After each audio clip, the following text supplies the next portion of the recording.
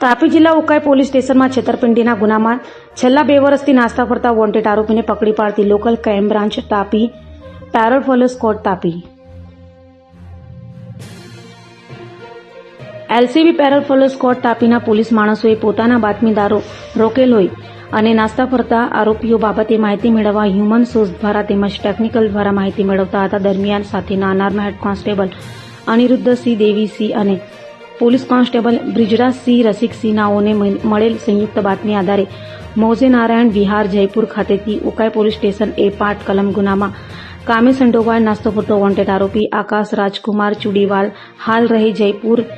તારીખ 6/5/2026 રોજ હસ્તગત રાખી આગળની વધુ કાર્યવાહી સારું ઉકાઈ પોલીસ સ્ટેશન ખાતે સોંપેલ છે.